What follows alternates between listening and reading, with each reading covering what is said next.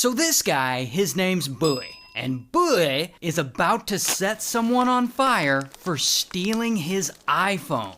So Bowie's 16, and he's not a very good kid. In fact, he's what you would call an unlicensed pharmacist. But one day, he's out selling unlicensed pharmaceuticals, and suddenly, bam! The deal goes bad, and somebody robs him, and the thief takes all his stuff. But most importantly, he takes his iPhone. And ultimately, Bowie is pissed off by this, and his ego is hurt. I mean, how could someone do this to him? Well, Bowie, he isn't gonna let this slide. He's determined to get revenge. But first, he needs to find the thief who did this. So he logs on to the Find My Phone app to see if he can trace the location of his iPhone that was taken. And instantly, kaboom, he traces his phone and he sees that it's in a neighborhood nearby. And he feels like he's located the house that it's in. Must be where the thief lives. Cool, now he needs a crew. So he hits up two of his shadiest friends. This friend, Gavin, who's 16, and this other friend, Dylan, who's 14. And he tells them all about his revenge plot, and he asks them for their help in pulling it off. And so they agree.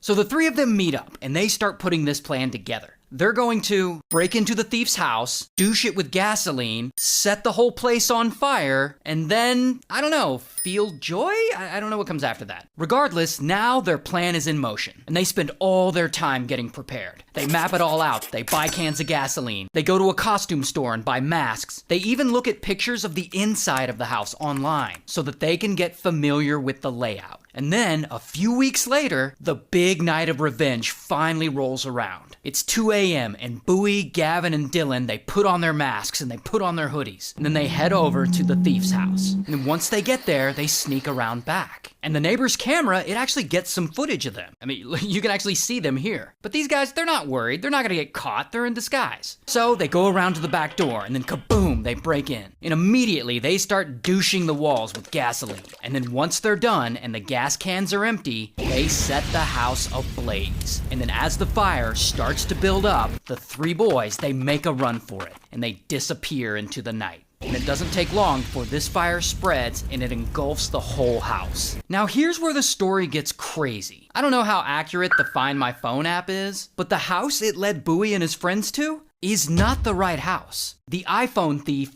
doesn't live there. Two Senegalese families live there, 8 people, and they're all asleep during this. So then bam, suddenly the family wakes up and the fire alarm is going off and there's smoke everywhere and there are babies crying. So one of the dads, he runs over to the bedroom door and he opens it and a massive wall of smoke comes in. So they can't leave that way. So then he runs over to the window and he opens it and he just straight up jumps out. And then his daughter jumps out and he catches her and then his wife jumps out. And as they're jumping out, they can hear the father from the other family inside trying to gather up his wife and kids so that he can get them out of the house. So the dad, who's outside, he runs around to the front door and he tries to punch in a key code and open the door for them so the other family can get out. But for some reason, this code isn't working. Meanwhile, a police officer, he happens to be patrolling in the area and he sees the fire from afar. And so bam, he rushes over to help and he gets to the house and he runs up to the front door where he sees the dad trying to punch in the key code. And the officer just says, "Fuck it," and pow, he kicks the door in. But sadly, all he sees is one of the family members lying there on the floor,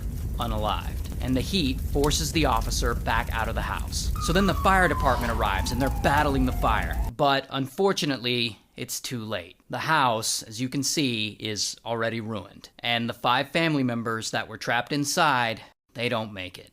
So then police, they investigate all this, and them and the surviving family members, they can't figure out who could have done something so violent. Like, they don't have any enemies that they know of. Meanwhile, Bowie, Dylan, and Gavin, they're all back at their homes, lying low, trying not to get caught. And no one around them suspects anything, so it seems like they just went ahead and got away with murder. Until months go by and police, they have no leads on this. But then, during their investigation, they get an idea. They start thinking, maybe this fire wasn't so random. Like maybe it was planned out. And they're thinking the arsonist probably had to use Google to Google the home address and get directions to the place or to get the layout of the inside of the house. So then police go and they get a search warrant. That warrant requires Google to turn over any account information of anyone who Googled that home address in the days leading up to the fire. And that ultimately leads police to a couple of IP addresses based in the area. Those IP addresses lead them to Bowie, Dylan, and Gavin. And so police have their suspects, and boom, all three boys are arrested. So here's Bowie's mugshot, here's Gavin's mugshot, and I guess Dylan doesn't have a mugshot because he's only 14. But Dylan ultimately gets 3 years in juvenile detention and 7 years in a young inmates program, and Gavin gets 40 years in prison, and Bowie, the ringleader of the whole thing, he gets 60 years in prison. And as far as I know, they never figured out who actually stole his iPhone. Jesus, that's sad.